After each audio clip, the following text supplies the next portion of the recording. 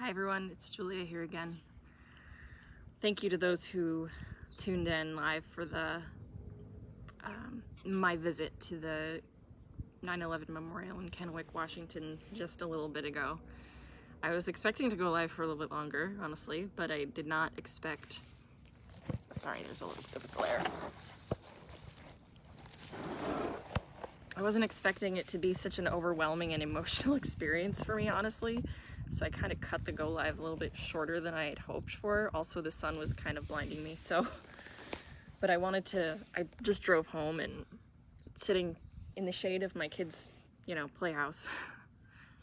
I wanted to, I don't know, think out loud with you all. I've never been to the memorial in my local town here before today.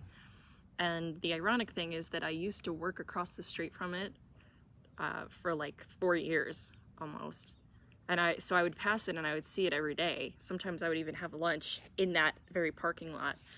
And I remember my husband asking me, like, why don't you go and actually visit it? Because you're kind of into 9/11, right? It was before he knew, my big dark secret that I was a 9/11 truther, one of those tinfoil hat wearing crazy people that I'm not actually. Neither are you. Probably. That's a joke. So today I went there for the first time and it was overwhelming. I wasn't expecting there to be anything anomalous, really. I knew that the beams were kind of twisty, looked kind of warped, but I wasn't expecting to see what I saw. And there were a couple things that I saw that were troubling. The warping of the beams in the way, it just seems so unnatural, and I know that that couldn't have happened due to fire.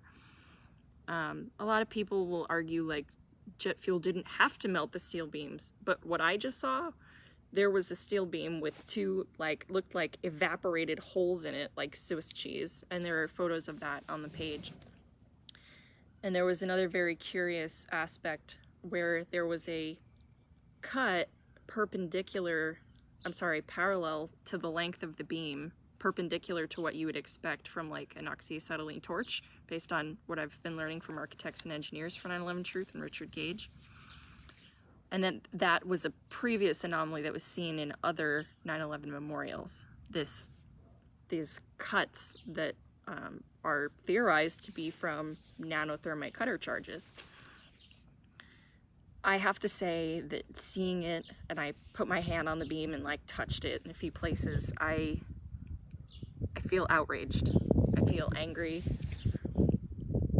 I feel sad. It's not fair. It's been going on for 20 years. These lies have been perpetuated, and to know that there's a little piece of forensic evidence that wasn't destroyed and it's in my town just 20 minutes away, it's almost infuriating to know that the evidence is right under our nose. It's right there. It's been there in this town for 10 years. I wonder, in your town, is there a 9/11 memorial? Could you visit it? Could you take pictures? Could you look for anomalies? I mean, these memorials are the only remaining forensic evidence that we can inspect, and they've been put across the United States, so I'm hoping to find another one and visit it soon. But at the same time, I'm almost not looking forward to it because I'm so outraged. This is not fair. It's our duty as Americans and as citizens of Earth, fellow human beings, to stand up for what's right and speak out for the truth. This was wrong. I don't care if it happened 20 years ago. First of all, people are still dying. Second of all, just because it was 20 years ago doesn't make it any less wrong. In fact, now we have more evidence than ever that is overwhelming, irrefutable, and abundant that the World Trade Center Twin Towers were blown up with people inside. They did not collapse due to fire, and it's not very difficult to understand. The information is being suppressed mostly through, social media algorithms, the mainstream media completely ignoring and maligning us, and then of course, the fact that this subject is just so dark and difficult that people really don't want to get into it. It's not like a new hobby most folks would want to get into. I think I would say the other aspect of visiting the memorial was that it was inspiring in a way.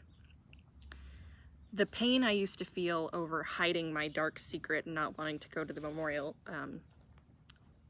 as I said, was unusual because I worked across the street from the memorial for 4 years. But one thing I will confess is that I was afraid to go because I was afraid that one of my coworkers might see me, let's say if I visited after work or on my lunch break, and I just knew that I didn't want to be asked any questions because I was getting tired of lying and having this deep, dark secret for so long that I hid from my family, that I hid from my friends, because I didn't want them to think I was crazy. And it's taken a lot of soul searching and reflecting on how I want to live my life to decide that I can't be more concerned about what other people think of me compared to the truth that I know in my heart and soul. And I know today that the further I look and the more I learn, I am ever more convinced completely, with absolute certainty, that the Twin Towers were blown up with people inside. And I am still so very angry about this and outraged, incensed. There are not enough words, that I just don't think I'm ever going to be able to stop fighting. And I was thinking on the drive home, Julia, this may never go anywhere. And maybe it won't.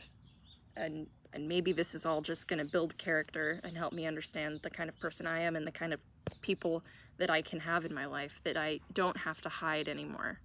I can believe what I know to be true, and I can also be surrounded by others that do the same. I don't have to try to win the validation of my other friends or my family. I don't have to have their acceptance on this topic. I know the truth in my heart, and I know that for me, knowing that truth involves speaking out pretty much on a daily basis, no matter what it might end up doing to me or my reputation. Because the reality is, though, people are going to think whatever they're going to think about us. Me, you, as individuals, in our personal life, in our work life, whatever. People are going to form their own opinions. And I am of the school of thought that people will be critical no matter what. And therefore, there's an Eleanor Roosevelt quote that says, do what you feel in your heart is right, for you will be criticized anyway. And that is what I'm doing here with Unthinkable and with trying to speak out against the injustices and the lies of 9/11. And I hope that you will feel inspired to do the same, because I can't do it alone. I know I'm no longer doing it alone. I no longer have to be alone with my secret, and I can live the truth that I know, which is that I don't have to accept unacceptable gaslighting behavior from the United States government, and therefore I will speak out. I might not get anywhere in life, but with this topic at least, but I'm still not going to give up. Thank you guys for watching, and I would love to hear in the comments or on the other posts if you have had an experience visiting the 9/11 Memorial in your local town. I would love to hear what that's like. If you've never visited and you want to visit, I would love to see a video of it or photos of it, any anomalies. I'd love to hear what you think about the photos that I took in the video from before, if there's anything that I missed, because I only really saw those, other than the warping of the beams, the two main things that really just were this one really narrow cutter charge, you'll see it in photos, and then the two like Swiss cheese holes that I'm just like, those beams were vaporized, like that's evaporated steel in there. You can, it's like super thin there. It was kind of hard to see because it was so sunny, but I have a feeling I'm gonna go back there and maybe try to get some measurements with some tools I have, just for my own knowledge. You guys, thank you so much for being a community of folks where we're allowed to question and learn from each other. And thank you for continuing to be respectful on the Unthinkable page and posts. It's something that our movement needs, I believe. as much as we need the evidence that we still have. So thank you. Take care, you guys, and I'll see you around.